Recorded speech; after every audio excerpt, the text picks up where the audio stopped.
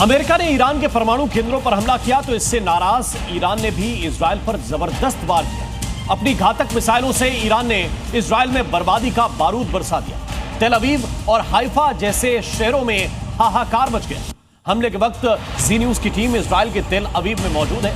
देखिए war zone से जी news संवाददाता ब्रजेश तिवारी की ये एक्सक्लूसिव रिपोर्ट। ईरान का पलटवार, इजराइल में हाहाकार, इजराइल पर ईरान की मिसाइलों की बौछार, जी न्यूज पर तबाही की लाइव गवाही।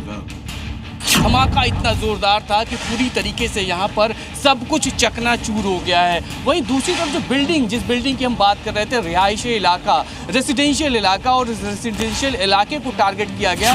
तेल अवीव में जहां हुआ अटैक, वहां पहुंचा जी न्यूज। सायरन बजेगा और सायरन बजने के बाद जो यहाँ पर शेल्टर्स बनाए गए हैं, जो बंकर्स बनाए गए हैं, वो यहाँ पर लोग यहाँ पर इकट्ठे होने शुरू हो गए हैं। इजराइल के साथ अमेरिका ने भी ईरान पर हमला कर उसे पूरी तरह से घुटनों पर लाने की कोशिश की, लेकिन इसके बाद भी ईरान ने हार नहीं मानी।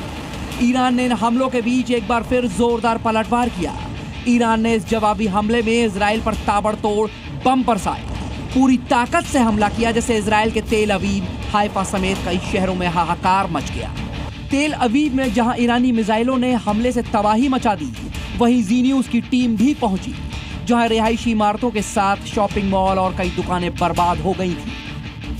तेल अवीव को टारगेट किया गया और टारगेट रेसिडेंशियल इलाके के उस एंगल में, उस जगह की तस्वीरें मैं अब आपको दिखाने जा रहा हूं जो टारगेट पे था, जो सेंटर ऑफ टारगेट था। अगर आप इस रेसिडेंशियल इलाके की इस बिल्डिंग को देखें तो यहीं बीचों बीच वो बॉम्ब आकर गिरा, जिसके पास आसपास जितनी भी इमारतें थीं सबको नुकसान पहुंचा। यहाँ की तस्वीरें अगर आप देखें तो अब यहाँ पर रेस्क्यू के तौर पर काम किया जा रहा है। रेस्क्यू यानी जो मलबा है उसको हटाया जा रहा है। अब फोर्सेज आपको हर जगह यहाँ दिखाई देंगी। बिल्डिंगें टूट चुकी हैं, बिल्डिंग के जो हिस्से हैं वो मलबे में तब्दील हो चुके हैं। बहुत ईरान की मिसाइलें जब इजराइल पर गिरी तो वहां कई इमारतों को भारी नुकसान पहुंचा। रिहायशी इलाकों में मौजूद इन इमारतों के आसपास की बिल्डिंग भी इसकी जद में आ गई, जिससे उनके दरवाजे और खिड़कियां भी टूट गई।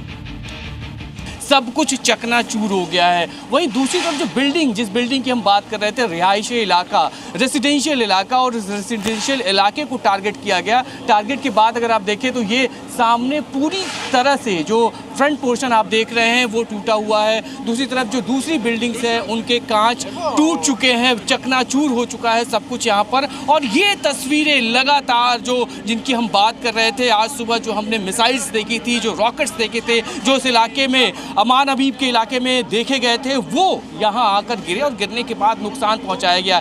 अमेरिकी हमले के बाद जब ईरान ने इजराइल पर हमला किया, वहां भारी तबाही मची, जिसके बाद बिल्डिंगों को मलबे से हटाया गया। इजरायली स्वास्थ्य मंत्रालय के मुताबिक ईरान के ताजा मिसाइल हमले में 86 लोग घायल हुए हैं। इन सभी को अस्पताल में भर्ती कराया गया है। वहीं इमारतों के अंदर भी बर्बादी की तस्वीर दिखी। ईरान ने इजराइल पर पहली बार खैबर मिसाइल का भी इस्तेमाल किया। ईरान की ये मिसाइल 1400 से 2000 किलोमीटर तक मार करने की काबिलियत रखती है। ये मिसाइल अपने साथ 1500 किलोग्राम विस्फोटक ले जा सकती है। यही वजह रही कि जैसे ही तेल अवीव के आसमान में ईरानी मिसाइलें नजर आईं, तो वहां तेज आवाज में सायरन बज उठे, जिसके बाद लोग भागकर शेल्टर में चले गए।